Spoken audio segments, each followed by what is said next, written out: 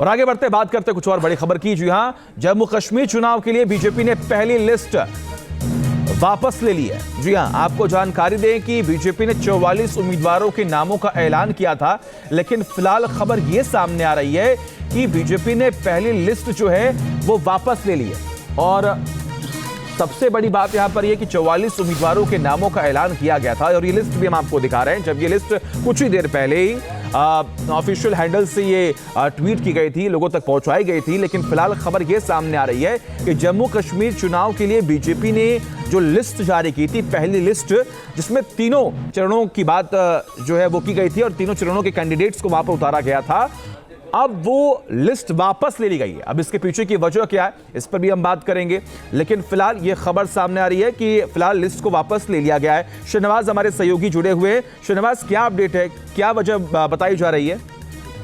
देखिए, पार्टी की तरफ से साफ तौर पे कहा गया है कि कुछ नाम जो हैं वो दोबारा से इसमें ऐड होंगे और कुछ नाम डिलीट हो सकते हैं, लेकिन साफ तौर पर जो लिस्ट आज सुबह सामने आई थी उसमें बीजेपी में जो 5 पुराने मंत्री रहे थे उनके नाम उसमें निर्धारित थे। इसके अलावा कई चेहरे जो बाहर की पार्टियों से आए थे उसमें उनके नाम थे।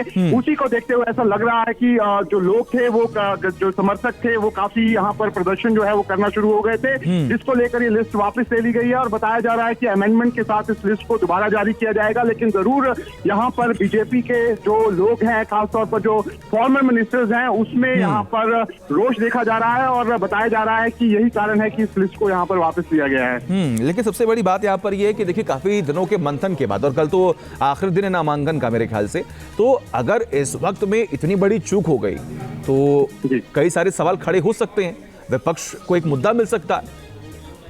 देखिए, जरूर, क्योंकि आप देख रहे हैं कि जम्मू कश्मीर में इस समय कांग्रेस और नेशनल कॉन्फ्रेंस का अलायंस जो है वो लगभग फाइनल हो चुका है, कुछ सीटें अटकी हुई है, लेकिन बीजेपी के लिए कड़ा मुकाबला है। ऐसे में अगर इस वक्त कोई कैंडिडेट्स जो हैं या बीजेपी के जो पुराने नेता हैं वो नाराज होते हैं तो इसका खामियाजा बीजेपी को भुगतना पड़ सकता है। यही कारण है कि बीजेपी एक बार फिर से इस लिस्ट की समीक्षा जो है वो करने जा रही है और बताया जा रहा है कि आज शाम तक एक बार फिर जो बीजेपी है वो अपनी लिस्ट को जारी कर देगी। बहुत बहुत शुक्रिया आपका तमाम जानकारी हम तक पहुंचाने के लिए। लगातार नजर हमारी बनी हुई है इस पूरी खबर पर।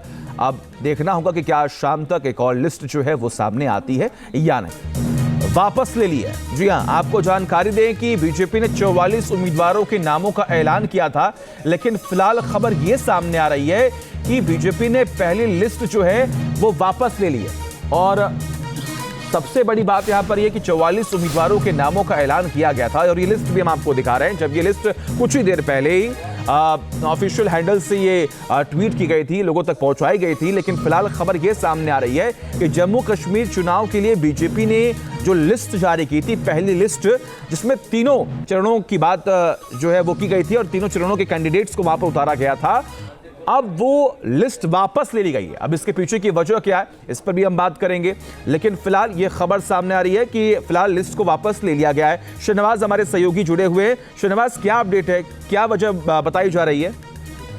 देखिए, पार्टी की तरफ से साफ तौर पे कहा गया है कि कुछ नाम जो हैं वो दोबारा से इसमें ऐड होंगे और कुछ नाम डिलीट हो सकते हैं, लेकिन साफ तौर पर जो लिस्ट आज सुबह सामने आई थी उसमें बीजेपी में जो 5 पुराने मंत्री रहे थे उनके नाम उसमें निर्धारित थे। इसके अलावा कई चेहरे जो बाहर की पार्टियों से आए थे उसमें उनके नाम थे।